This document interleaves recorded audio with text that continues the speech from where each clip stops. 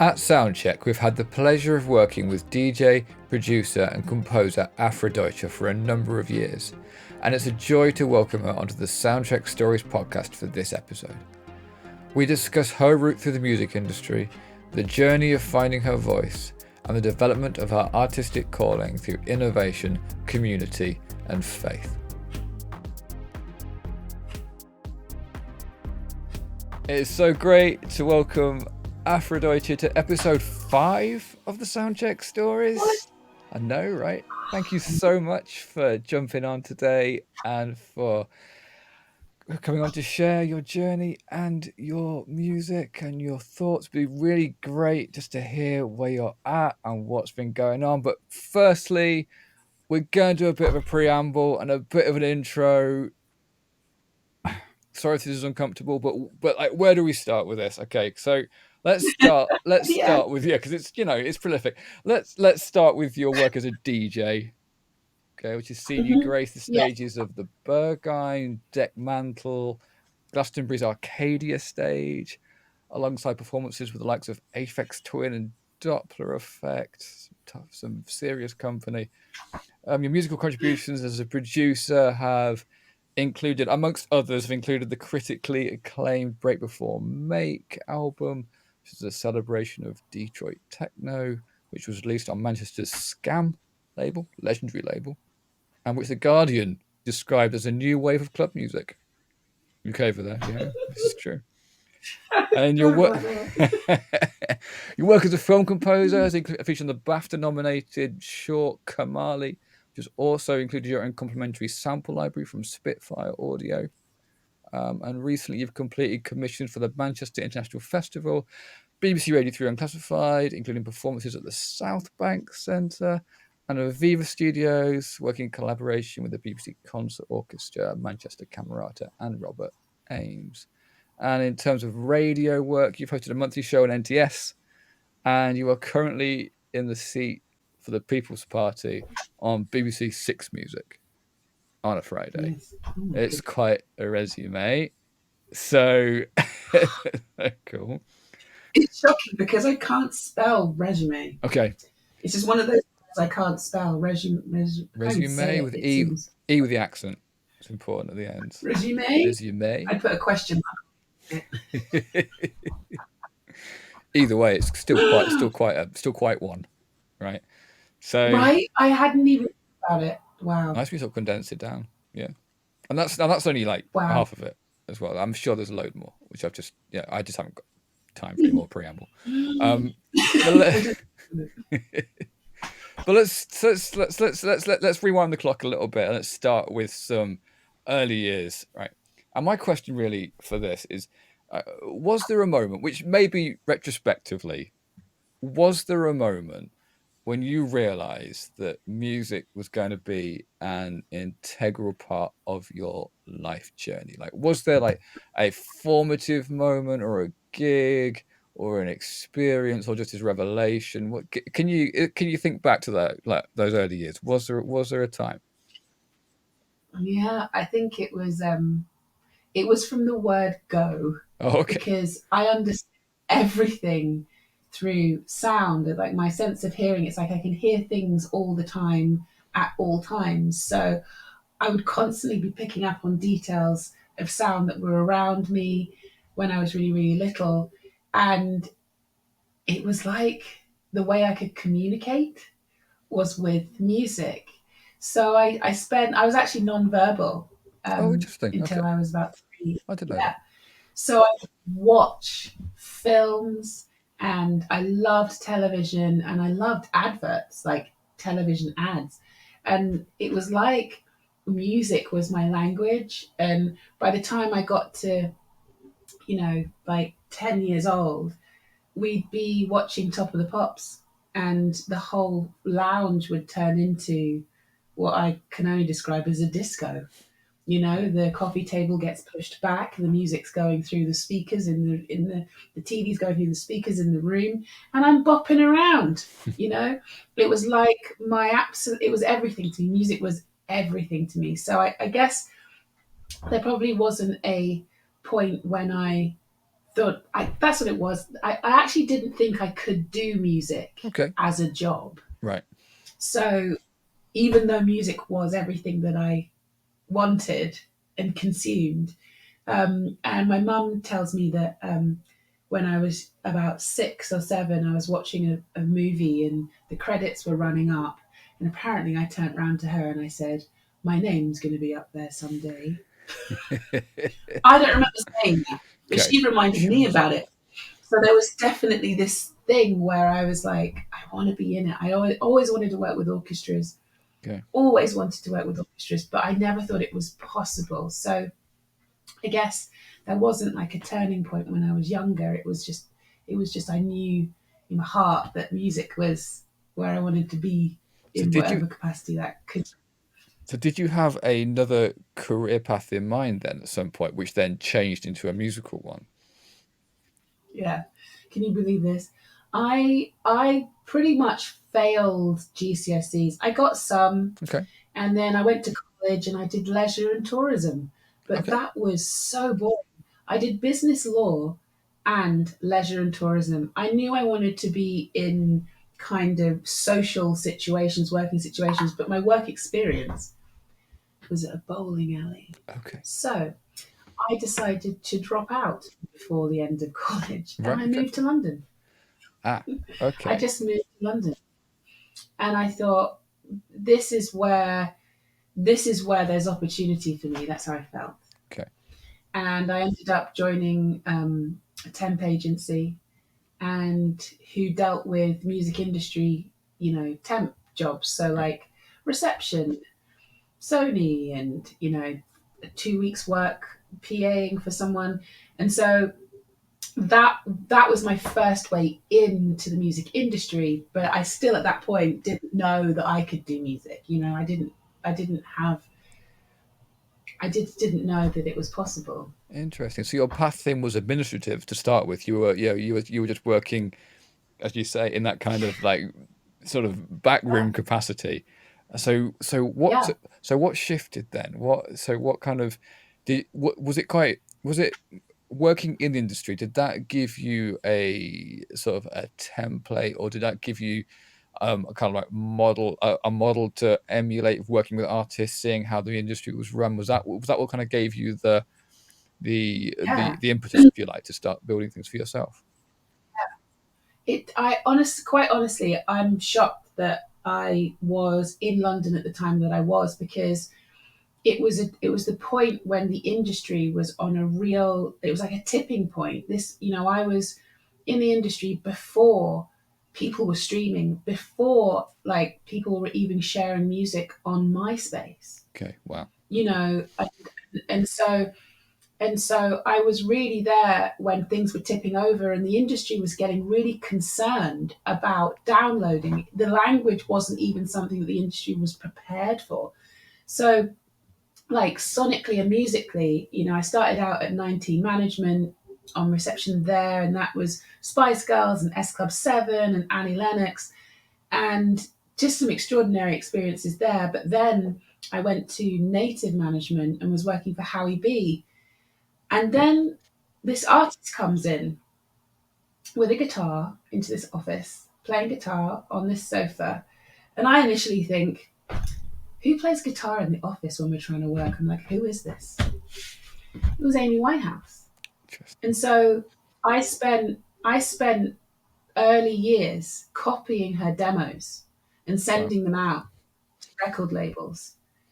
And I left native management after a while. It wasn't really working for me, and I moved on to Deutsch English Freundschaft (DEF), which was looking after Moby and Mm, Roixop and Sonique. sure. And what it did was it gave me a real insight into artist management Okay. and touring and gigging and kind of what the expectations are. And it sort of revealed things like royalties, that they are forever going to be a mystery to me. And just so complex. And just really gave me almost like the backstage view of being an artist. Wow. And I guess it was like I see how things are run, how they work. Mm. And I would go to festivals because the artists that I was working for, they would be playing these festivals. So suddenly I was propelled into like festivals in Europe. So suddenly I was going to Sonar 2004 and just like, and Benicassim and, where the festivals have been very much UK based, like I was aware of, suddenly festivals became international. And then I was able to see what, international lineups were like. Mm. And honestly, still at that point, I didn't have any framework for me making music Okay. because honestly, I didn't think like I fit. Okay. I didn't have any instruments. I was sing. The one thing I actually hid from a lot of people don't know, but I've actually bumped into a lot of friends from that time. I'm like 19, 20, and when we used to go out, I would sing. I would like get a friend and I would just sing to them Okay. while we were in the club or like when we were out or something. And it became a thing where like people would be like, Henrietta singing to you or Henrietta singing to you. And I completely forgot about it until my friend Sarah reminded me of it. She was like, I loved it. I loved it when you sang. So again, it was always in me, but I Right. just didn't know how or what to do.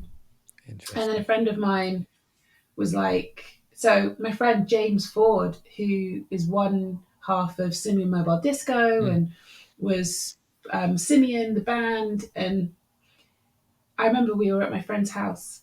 We were having a party. It was Karen's house in Shoreditch in a council house. It's brilliant. And I remember just like, because I'd sing to everybody, but I remember him saying to me, it's like, you should really sing. Mm. You should really Interesting. sing. And I remember being in the kitchen going, I can, Hmm. like in my head. And it was the first time I was like, someone who I knew was already doing music. It was almost like I needed someone who was already doing it to give me like the authority or Yeah, like sure. encouragement. Mm. And I don't think he realizes what he did that day. So you had this Honestly, real insight into the industry. You had this real education of how it runs, and then you had this moment where this gift was starting to be called out of you by someone who gave you permission, really, to kind of release that music, which you knew was there, but didn't really know where it was, kind of how to bring it out. So you so what happened at that point then? Did you because DJing has been something which has been central to your career, but did you step into a DJing identity from there, or was it, or did you start, or did music creation come first? so it kind of came hand in hand with me moving to Manchester. I left London because I felt very much like I needed encouragement Right. and I couldn't get that there. Okay. It's like everyone was doing their own thing and we Interesting. would come together as a group of friends, but everyone did their own thing. And I definitely wasn't someone who wanted to ride on anyone's coattails. Mm.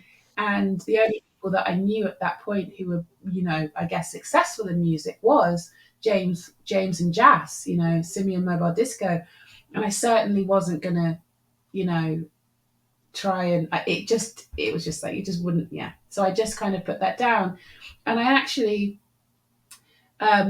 met I was actually set up with my now ex. He lived in Manchester and I remember going to his gig. He was playing in the cinematic orchestra at the time. I would feel so inspired when I was here, like I was allowed to do whatever I wanted musically, Mm. like I can just sing or play an instrument. And yeah, he really really encouraged me. And then there was just a point where I was like, I miss Manchester that much that I cry when I come back to London. Wow. Okay. What are you going to do? You're going to move and you're going to move in with your boyfriend and then you're going to be together for a time and then you're going to split up. That's what happened. But I'm so grateful that I had that experience because I wouldn't have made it to Manchester, I don't Right. think, without that support and Right. encouragement, Okay. like it was an encouraging relationship. Wow. So Yeah, Manchester was really then sort of it was really really central to your path, your development as an artist. Was yeah, it where you first played out as a DJ? it was. It I was. mean, I'd Okay. played out in other places, but I definitely wasn't playing out as Afrodeutsche. Okay. But I used to have a night in Manchester Okay. that I did with my friend, and we used to have it in different random bars around Chiltern, and it was just it was basically an excuse for us to play each other the records that we really love, and Sure. we both have pretty eclectic taste. And at this time, we were playing vinyl, so we really are collecting records and playing them out. Mm. And they were such good parties, Hmm. like such good parties. Like having people in a bar dancing is something else. Do you know what I mean? Like Sure. getting people to dance in a bar where it's like sit down, so good. And it was always just like a hobby Okay. DJing, really, because I've always collected music. That's Sure. something that started from very little, as soon as I could afford. So moving my music up to Manchester just meant, oh, I need to play this. I want to play this, and um, so it wasn't until, yeah, I guess 2018 that I really decided to focus on DJ sets. Okay. Wow. Um, Okay. And then I really had to think about learning how to use CDJs, Sure.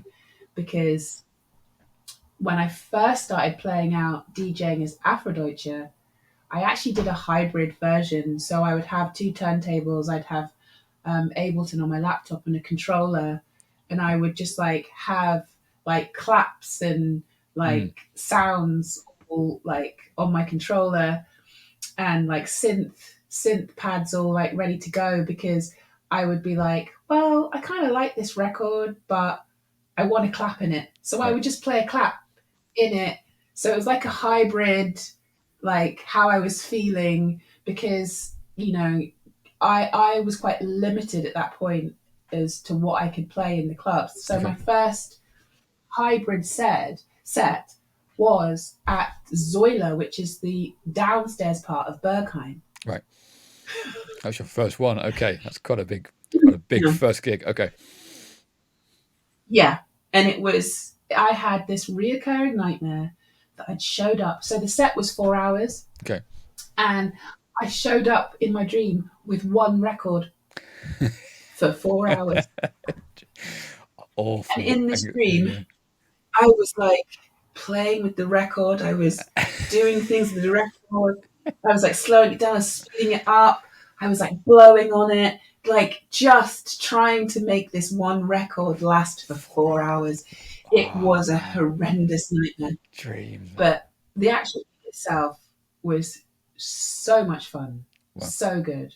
Mm. Um, but what happened was I realized it's just like venues cannot really accommodate hybrid sets, Okay. because you don't usually get a line check Sure. when you are DJing in between someone or before or after. There's just no time for it. Right. So I had to really think about how I was going to do this practically, and it Okay. meant having to go to friends' houses, get on their CDJs, practice, learn how Right. to use them, and then I ended up doing enough gigs to buy some.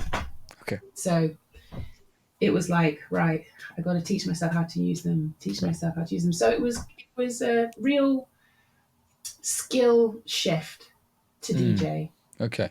Okay. Quite a big one. Quite a Sure. big one. Yeah. And kind of going hand in hand with DJing, obviously, was radio work, which is sort of Mm, that kind of complementary skill set, which was because and I know initially you were working on NTS, mm, and mm. then obviously now you've transitioned to Six Music. Um, Yeah. what's your preference in terms of playing out live as a DJ or sharing music via radio?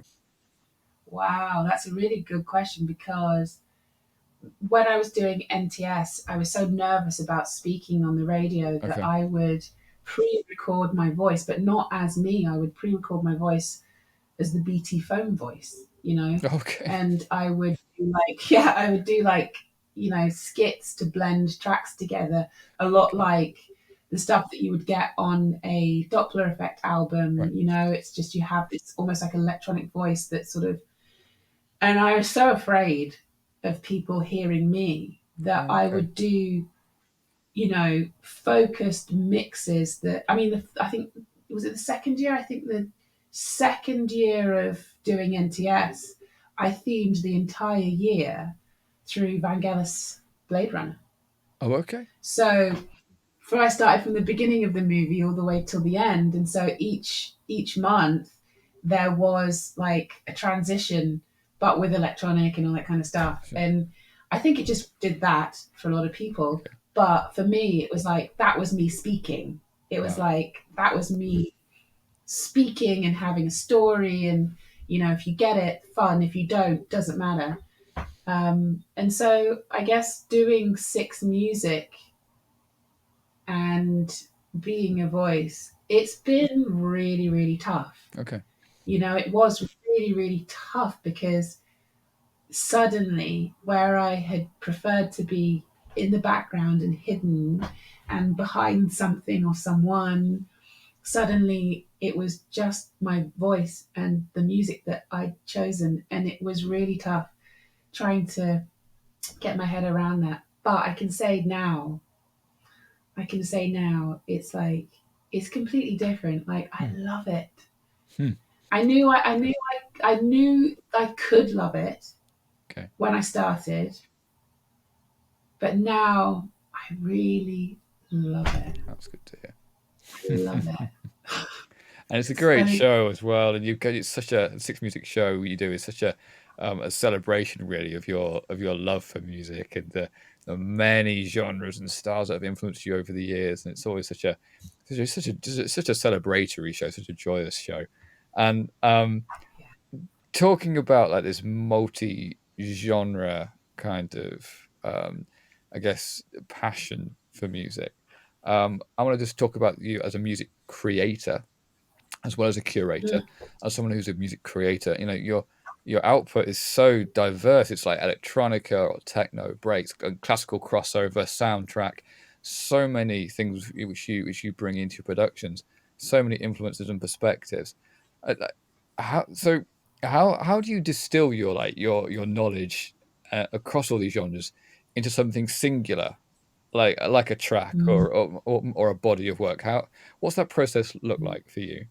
Yeah, I love this question because it's not one I can ever answer in the same way, because it's always like shifting and changing. So, for instance, working with orchestras is an absolute dream of mine, but I can't read sheet music.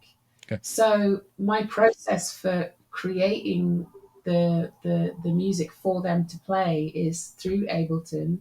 Mm, I use Spitfire Audio, a BBC Symphony Orchestra, and quite honestly, I know that it's a God given gift mm, because I hear everything at the same time. So, what happens is there's a scramble for me to record a violin melody, and then I'll hear the harmony to work with that. And then suddenly I'll be like, right, now I need the cello, or I'll lead with the viola, and it's like, right, now I bring in the violins, and actually I'm going to have the violins back here, and second violins are going to be the ones that are going to lead these into, and so it all happens so with flow mm. that I'm often trying to catch up with what I'm hearing. Wow. And so for me, I've never worked like that before. It's always been very much, I guess, formulaic. Mm. Formulaic, is that a word? Yeah, yeah. Formulaic drawing of drums and experimenting with drums and hearing synth layers on stuff. But when it comes to orchestra, really you're faced with how many players Sure. are available, how many instruments are available, which part of the orchestra are you able to work with. Mm, Sometimes you don't have a full orchestra. And so that is one of the influences on what I might write. But I think the He Sings Over Me was my last, was the commission before last with the Magic Camerata, Mm. and I decided to just work with the string section, Mm. just the string section, just the string section, and honestly, another dream. They performed it at the South Bank, the Yeah, Queen yeah. Elizabeth Hall, and they did it in a way which I thought was really interesting. And I thought this might be a new way of doing classical gigs to bring people into the world of classical. Is they played my works, then there was an interview with Mm. me describing what was going on and That's how right. I'd come to this point, and then the players played it again. And I tell you what, it's like there's something happens when you're able to hear the composer talk to the orchestra and bring it all out, and people were moved, Yeah, yeah. you know. And I say that because afterwards people told me, you know. And I think something that I am really passionate about is drawing people into the classical world of music, Sure. where I felt like I wasn't allowed and I was not Oh, interesting. welcome. Okay. Like, you're not welcome, Wow. and this is for you. And so now, I do have a bit of a mission Mm. to make these spaces really accessible to everyone, because honestly, everybody loves classical music. Come on. Either they just don't know it because they haven't heard enough, but the people who, I don't know, it's you can see me getting on a box now about it, but it does, and I guess with that in my mind, the work I did for MIF, the way I wrote for that was influenced by the space Mm. and the fact that I was working with the full orchestra, because I wanted to create this environment where people felt welcome. Mm. And so the first half of the show was by candlelight with no digital screens or anything.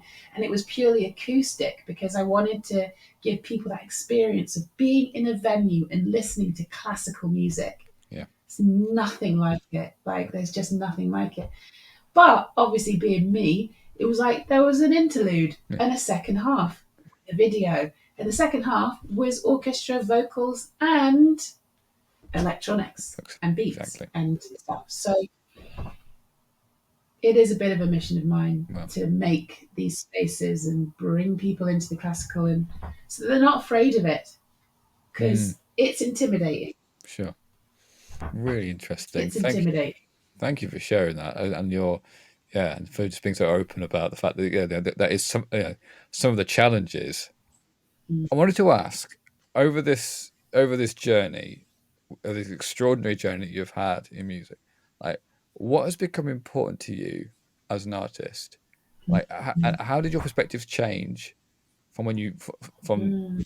over time when you first started out? What's become important to you? I think the most obvious thing that has become important to me in all of this is Jesus. Mm. Because quite honestly, before I met him and knew of him, it was all about me.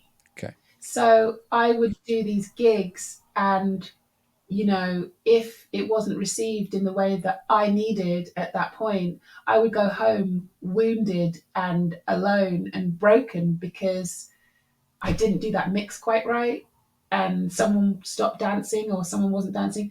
And there could have been like a million variables on why that person wasn't dancing, and no one actually really heard that terrible mix. But, before I gave my life, honestly, I was so lonely. I was touring the world. I played in Canada, supported underground resistance, and I have never been more lonely. Well. Shocking. Mm. And so I guess now it's like when I DJ, when I suddenly find myself feeling like, oh my gosh, I don't know what to play, even though I've practiced, even though, I've spent all this time with this music, I found this new music, and blah, blah, blah. I'm literally like talking to Jesus. I'm like, what's the next track? Wow. What's the next track? And I'm there, I'm in a club, and he just shows up. And then there'll be a track, and I'm like, yeah, that's good. And I'll play it. And these dance floors, I'm not even joking, are singing, and there's joy, Mm, and there's no judgment. It's not like I'm going in there and going like, okay, Christians just entered the building. Now what? Mm-mm. It's like I'm still me, sure. you know, like I'm still me. So I guess now my focus is really on what does he want for these gigs? Brilliant. Really, honestly, Mm, what does he want for these gigs? What does he want for me in this gig? You know, fantastic. That's so good. Thank you for sharing that. Amazing. And with that in mind, so looking ahead to this year, anything which you feel like he's in store for you this year? honestly, again, so blunt, but I don't know what this year looks like. Gotcha. And I tell you what, I have really tried. Okay. You know, I have a couple DJ gigs booked, playing at BAD, Black Artist Database in Sure. Fabric in May, and I think Field Day. I'm playing at Field Day. So there's things that are around, but honestly, I think my life is so focused now on my faith Mm, that what I'm doing musically is so in line with where my faith is, rather than me just making music with the intention of putting out music, just putting out right. music. Because I'm not someone who writes music to put out all the Brilliant. time, Interesting. you know. Okay. So yeah, so it's for me really is about being in line with what God wants. But I Absolutely. will say this. Oh my goodness. I got my bass again. So I am currently making what I can only describe as psych, jazz, neo, soul, vocally stuff. Okay. This journey just continues. Okay. Wow. That sounds like a lot of Yeah, fun. it is. I mean, bass lines everywhere. Yeah. Bass lines everywhere and vocal layering everywhere. So I'm here for this. That's okay. I'm looking forward to listening to that. Okay. cool, huh? Watching this. Yeah, watching this space for that. Okay. Amazing. Okay, so set question. Set question, Okay. which I always love asking the question. We've had some great answers over the last 4 episodes. So episode 5, no pressure. Is there a track? And we're going to make it wider actually, because our last guest went for an album. So, and I let him do that. So I let Alex say that. So I'm going to go for is there a track or an album that Yes. when you heard it, that changed your life? Okay. I'm going to be really controversial Oh, because okay. I'm going to say an album and a track. Oh, you just we just we Now, just we just widened the parameters here, but okay, that's fine. Okay. sorry. But the album that actually changed my life was Break Before May, the Ah, one I made. wow, It great. changed my life. It was fully me alone and processing and putting out. Wow. My heart.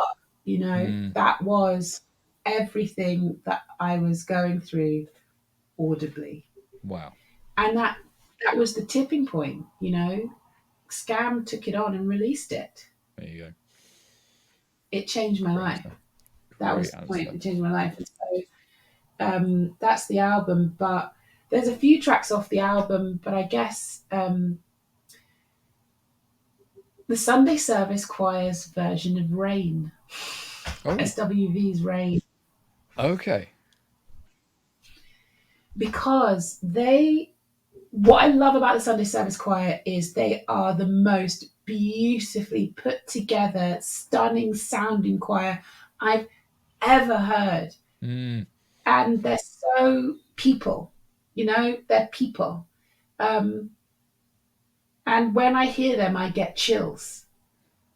But their band leader, orchestrator, Jason White, mm, His curation of tracks is stunning. His knowledge of music is excellent. So he chooses to do covers of things like Soul to Soul, Yeah, yeah. SWV Rain, but right in the center of it, it's worship. Yes. Absolutely. Right at the Wow. center. It's like, how could you do that? How could you do that? Like, really? Fall down, Lord, please. Mm, Let him fall down, fall on me. Lord, pour yourself out over me. SWV, rain great for no choice. rain. So it's like, just that for me was like, what an inspiration Mm, that, everything that I'd heard before that, in Christian music, I guess, worship music, not really, didn't move me in the places that I knew I could be moved. And brilliant. Sunday service choir do it Nailed it. impeccably There you go. with like joy and Mm, great choice. Love it. yeah. Fantastic. Awesome choice. Afrodeutsche, so good to chat with you today. Thank you for making time for this. Really, really appreciate you coming on. I know there's loads more we could talk about. We have not even scratched the surface, and there's a whole lot more we can go into here. But we'll leave it there for today. Um, you're on Six Music on a Friday night, 7 till 9. Is that correct? Yes, On BBC 7 till Six. 9, it's people party. Yes, six music. That's where I'll be. Amazing. Okay, so good. Thank you so much for your time, and Thanks for looking forward, inviting me.